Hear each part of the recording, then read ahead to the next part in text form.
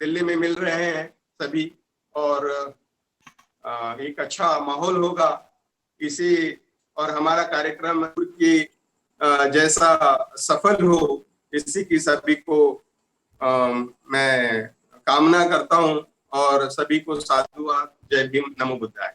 Thank you. साधु साधु साधु साधु साधु, बहुत बढ़िया। बहुत साधुवाद, बहुत साधुवाद, साधुवाद sir. Thank you sir, thank you.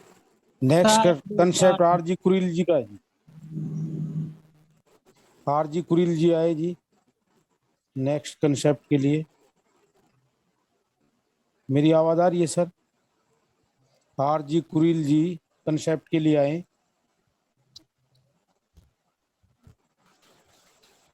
नहीं तो नेक्स्ट है डॉक्टर रमेश चंद्रा जी, अगर सुन रहे हो तो अपना कंसेप्ट रखें।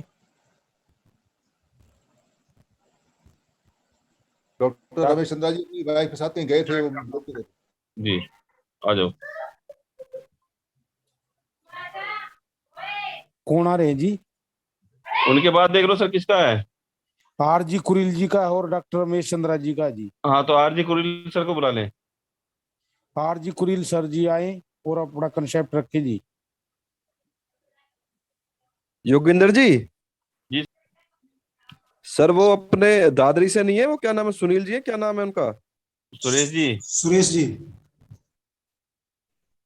सुरेश जी, हाँ, उनका ना रिमूव कर दिया। हाँ, सुरेश जी को ना रिमूव कर दिया, उनको जो एक बार ले लेना। सुरेश जी, सुरेश चंद। हाँ, सुरेश चंद को वो बार बार फोन कर रहे हैं।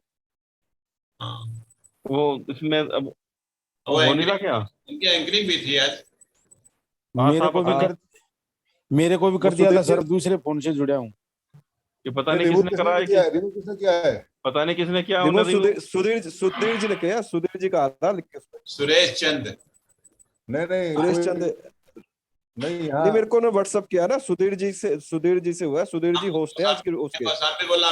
मैंने आपको किया है, पर मेरा नहीं किया। नहीं, आपका नहीं है। अच्छा, आप ही है।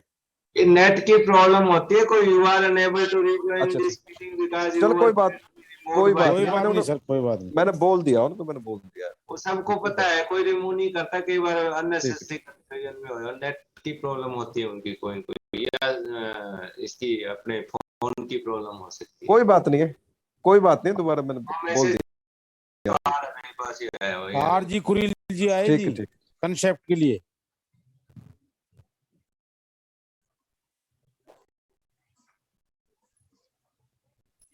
अगर अन्य कोई इच्छुक हो तो वो रखें जी, जिनके नाम है वो तो आ नहीं रहे सब। हाँ, खुला है ये आगे। हाँ जी, कोई रखना चाहता हो कंसेप्ट रखे जी। आप ही रख दो सर आज। सर मैं तो यारी तो नहीं है सर। कोई बात नहीं, आप जो करना चाहो। बहादुरगढ़ की बढ़िया टीम है, बड़ी आए सर, कोई बात नहीं। रण सिंह सर को बुला लो।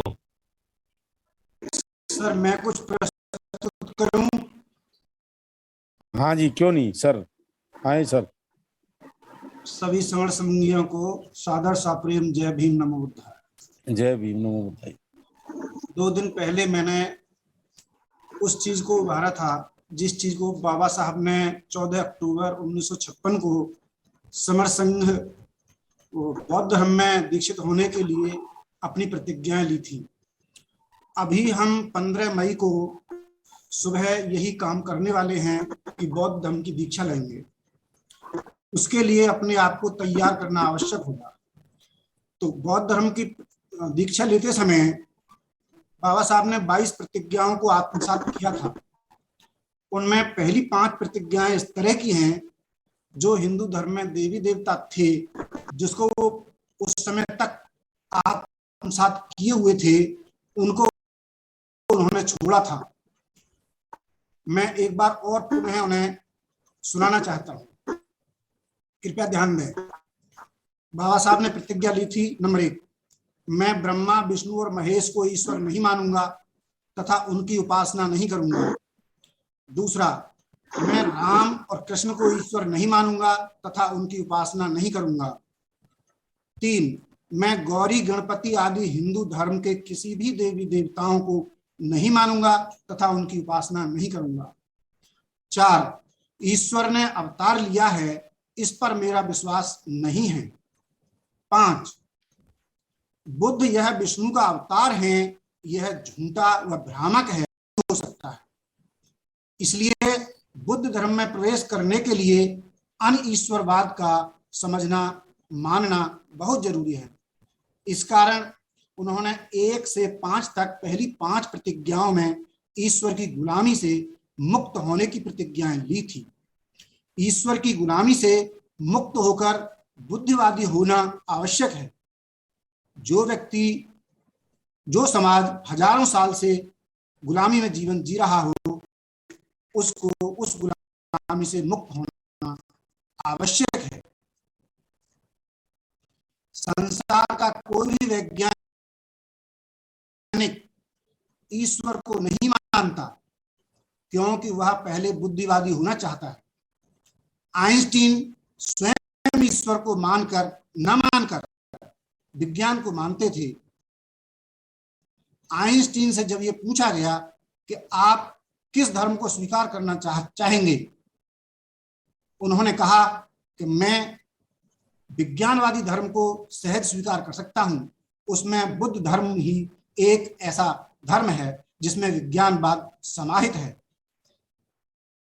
उन्होंने यहां तक जो ईश्वरवाद था और उसको समाप्त किया, और आगे की जो प्रतिज्ञाएं हैं जिन्हें मैं दोबारा से आगे पढ़ रहा हूं। बाबा साहब ने 6ठी प्रतिज्ञा में कहा, मैं श्राद्ध पक्ष नहीं करूंगा, पिंडदान नहीं करूंगा, मैं बौद्ध धर्म के विरुद्ध किसी भी प्रकार का आचरण नहीं करूंगा। 8वीं, मैं कोई भी क्रिया कर्म ब्राह्मणों के हाथों से नहीं कराऊंगा। चूंकि इस समय से पूर्व बाबा साहब हिंदू धर्म का आचरण करते थे, इसलिए प्रतिज्ञा 6 से 8 तक मैं वह स्वयं को हिंदू के आचरण से मुक्त होने के लिए प्रतिज्ञा लेते हैं, जिससे वह अंधविश्वास, कुसंस्कार व अंधश्रद्धा से मुक्त हो जाएंगे। जब तक वे पुराने संस्कारों से मुक्त नहीं होंगे, तब तक वह बौद्ध धर्म को कैसे स्वीकार करेंगे।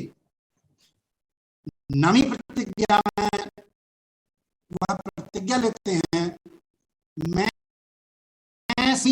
मैं समता स्थापित करने का प्रयास करूंगा।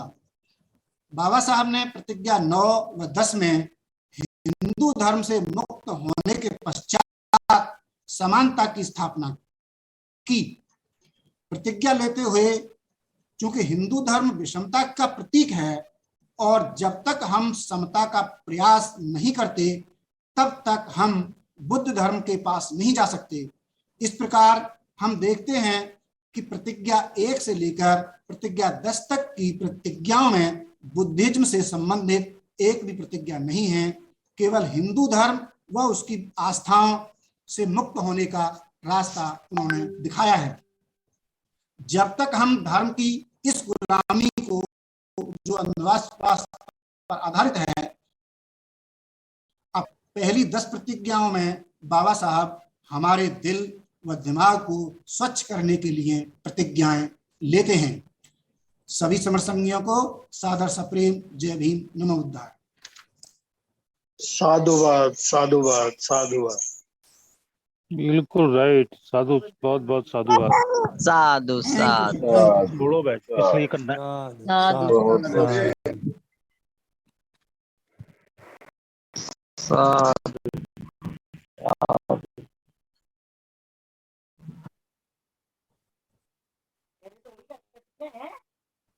गोपाल बोध जी कुछ बोलना चाह रहे हैं क्या?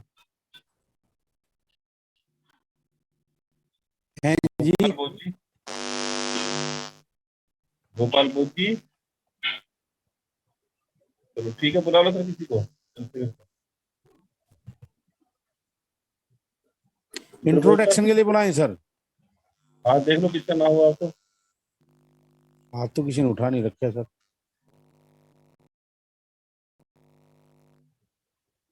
जो नए साथी जुड़े हैं वो अपना इंट्रोडक्शन दे।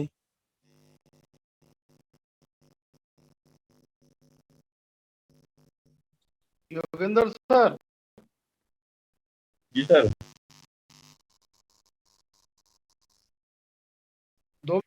जो कि लाइव अनुभव है मेरे बचपन के जीवन का। मैं 6वीं क्लास में पढ़ता था, तो हमारे स्कूलों की एक कंपटीशन होती थी कबड्डी की।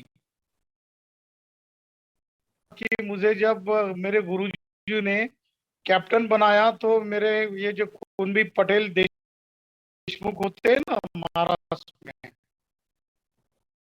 उस जाति के 5-6 लड़कों ने मेरे ऐसा बना दिया, क्योंकि टीम में वो भी लोग थे, वो ज्यादा अच्छे नहीं खेल पाते थे, इसलिए वो कैप्टन नहीं चुन पाए।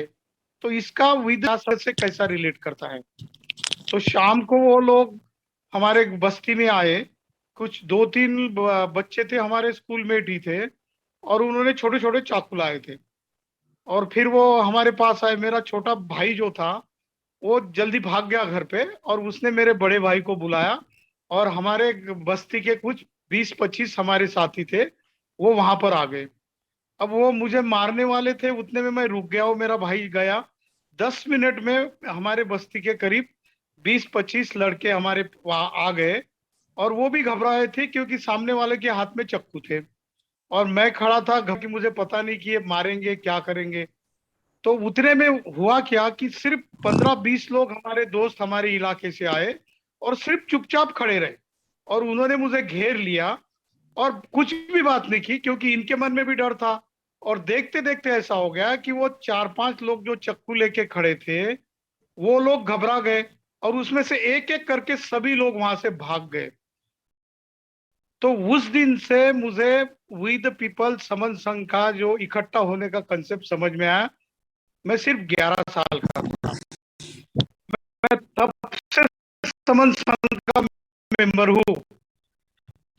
मैं तब से सोच रहा था कि ना कोई किसी से बोला, सिर्फ 20-25 हमारे साथी बच्चे हमारे बस्ती के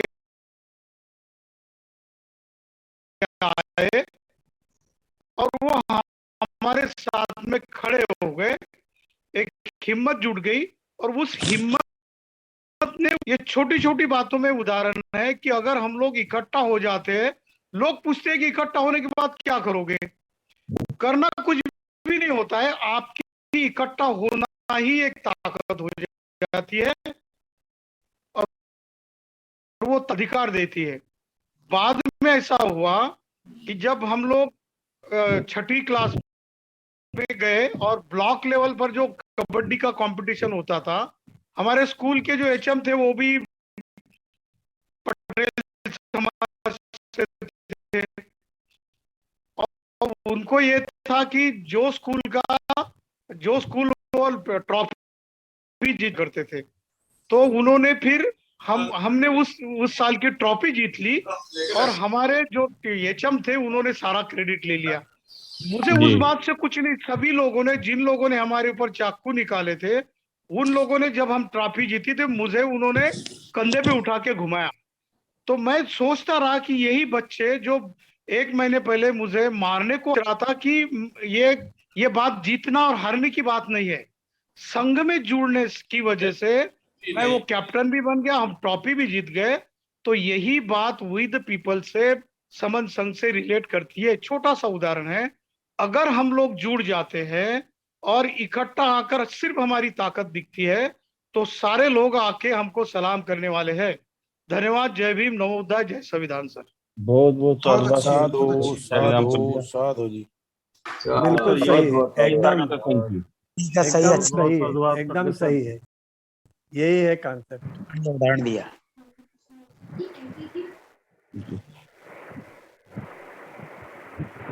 परियार साहब। जी सर। बुलाए किसी को, नहीं तो 15 अपना मई का रखो कुछ। 10:30 हो गए, टाइम तो 10:30 है आजकल। और हम दमरात्रि कर लेंगे। हाँ दमराती कर लो सर, इंट्रोडक्शन अपना। मई की बात करें, कोई साथी क्या अपडेट है, कहाँ से कौन आ रहे हैं, कुछ जुड़े हैं नए जुड़े हैं सर सभी? किसी को समस्या आने में हो रही हो, जाने में हो रही हो?